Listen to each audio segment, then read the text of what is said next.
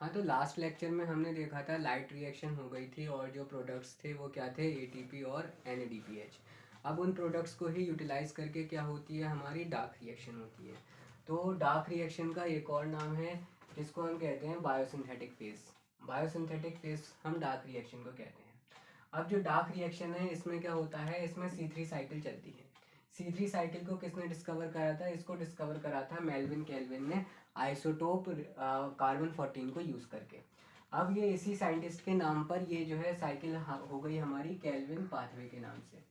अब उसके बाद फिर ये C3 साइकिल क्यों पड़ी, क्योंकि जब ये साइकिल चलती है तो इसमें फर्स्ट स्टेबल प्रोडक्ट जो है वो 3 फॉस्फोग्लिसरिक एसिड बनता है।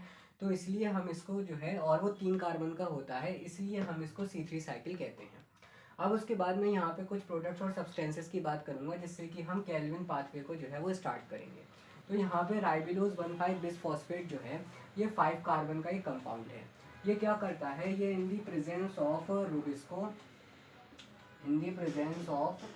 रुबिस्को एंजाइम ये क्या करता है, ये कार्बन डाइऑक्साइड को एटमॉस्फेयर की ऑक्सीजन से जो है रिएक्ट करा देता है। ठीक है, कार्बन डाइऑक्साइड को एटमॉस्फेयर की ऑक्सीजन से जो है वो आपका रिएक्ट करा देता है। कौन, ribulose 1,5 bisphosphate in the presence of rubisco enzyme. तो इससे क्या होता है, इससे जो है कार्बोक्सिलेशन होता है। क्या होता है, इससे कार्बोक्सिलेशन होता है।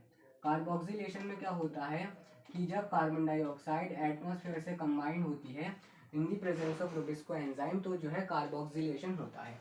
CO का मतलब क्या है, कार्बोक्सिलेशन। रुबिस्को की किसके लिए एफिनिटी है, कार्बन एंड ऑक्सीजन के लिए। अब उसके बाद जब हमारा कार्बोक्सिलेशन होता है तो कार्बोक्सिलेशन होने के बाद फिर हमारे पास सेकंड स्टेप होता है रिडक्शन। ठीक है, कार्बोक्सिलेशन में क्या हुआ, ये 5 कार्बन था, एक कार्बन यहाँ से जुड़ा तो हमारे पास क्या हो गया, 6 कार्बन जो है हो गया। ठीक है, लेकिन अब ये जो है 6 कार्बन जो है ये कैसा है, ये अनस्टेबल है। तो ये किस में टूट जाएगा, ये जो है C3 कार्बन और C3 कार्बन में टूट जाएगा और क्या बना लेगा, जो है 3 फॉस्फोग्लिसरिक एसिड। क्या बना लेगा, 3 फॉस्फोग्लिसरिक एसिड बना लेगा। अब ये जो 3 फॉस्फोग्लिसरिक एसिड है ये हमारा फर्स्ट स्टेबल प्रोडक्ट है जिसके नाम से ये C3 साइकिल पड़ी है। अब उसके बाद जब ये 3 फॉस्फोग्लिसरिक एसिड हमारे पास बन जाएगा जो कि फर्स्ट स्टेबल प्रोडक्ट है, यहाँ पे हम किससे मल्टीप्लाई कर देंगे, 2 से मल्टीप्लाई कर देंगे क्योंकि 2 C3 यहाँ पे बन रहे हैं। अब उसके बाद फिर हमारे पास सेकंड रिएक्शन क्या, सेकंड स्टेप क्या होता है, सेकंड स्टेप होता है हमारे पास यहाँ पर रिडक्शन होता है। ठीक है, सेकंड स्टेप में क्या होगा, सेकंड स्टेप में जो है रिडक्शन होगा।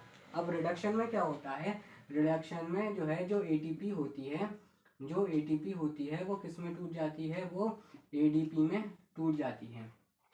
और इसके अलावा जो एनएडीपीएच जो कि लाइट रिएक्शन का प्रोडक्ट है वो किस में कन्वर्ट हो जाता है, वो आपका NAD+ में कन्वर्ट हो जाता है। ठीक है, ये दो चीज़ें हमारी किस में होती हैं, ये दो चीज़ें होती हैं हमारी रिडक्शन में। अब उसके बाद फिर रिडक्शन के बाद फिर क्या बनते हैं, हमारे पास ट्रायोज फॉस्फेट बनता है।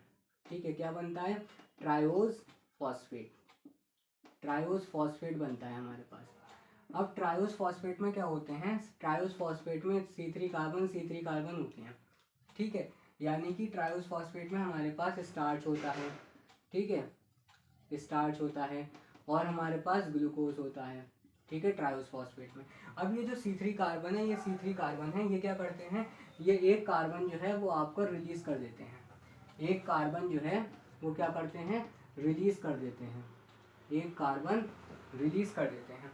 अब जब ये एक कार्बन रिलीज कर देते हैं तो ये कितने बचे, C3, एक रिलीज हो गया, कितना हुआ C2, तो इन दोनों को कंबाइन करके कितना हो गया, C5 हो गया। अब जब ये C5 होगा तो क्या होगा, यहाँ पे फिर होगा आपका जो है रीजनरेशन। ठीक है, यहाँ पे क्या होगा, रीजनरेशन होगा। ठीक है, अब रीजनरेशन में क्या होता है, रीजनरेशन में जो है जो हमारे पास एटीपी है, जो हमारे पास एटीपी है वो किस में टूट जाती है, वो एडीपी में टूट जाती है। ठीक है, एटीपी एडीपी में टूट जाती है, इससे क्या होता है, रीजनरेशन होता है। उसके बाद फिर ये दोबारा से जो है राइबिलोज 1,5 बिसफॉस्फेट बन जाता है। इस तरीके से ये जो है हमारी साइकिल चलती है। अब उसके बाद फिर हमने ये देखा कि यहाँ पे हमने दो थे तो 3 फॉस्फोग्लिसरिक एसिड, तो यहाँ पे कितनी एटीपी यूज़ हो गई, यहाँ पर जो है इसमें भी हम 2 से मल्टीप्लाई करेंगे तो 2 ATP यहाँ पे यूज़ हो गई और 2 ATP यहाँ पे यूज़ हो गई, यानी कि टोटल हमारे पास जो है 3 ATP यूज़ हो गई। ठीक है, 3 ATP हमारे पास यूज़ हो गई। तो हमें कह सकते हैं कि एक साइकिल में जो है 3 ATP यूज़ हो गई। अब उसके बाद फिर हमें क्या बनाना है, हमें जो है ग्लूकोज बनाना है। ठीक है, ग्लूकोज में क्या होता है, ग्लूकोज में जो है C6H12O6 होता है। ठीक है, यानी कि हमारे पास 6 कार्बन चाहिए, तो यानी ये साइकिल कितनी बार चलेगी, 6 बार चलेगी। तो जब ये साइकिल 6 बार चलेगी तो हमारे पास कितनी ATP हो जाएंगी, तो हमारे पास टोटल 18 ATP हो जाएंगी। ठीक है, हमारे पास, क्योंकि हम इसमें 3 से मल्टीप्लाई कर देंगे तो 6 3 जा 18, तो यहाँ पे हमारे पास कितनी ATP हो जाएंगी, 18 ATP हो जाएंगी। तो इस पूरी साइकिल में हमारे पास कितनी ATP यूज़ हुई, 18 ATP यूज़ हुई। ठीक है, ये पूछा जाता है। तो ये है हमारी केल्विन साइकिल। Thank you.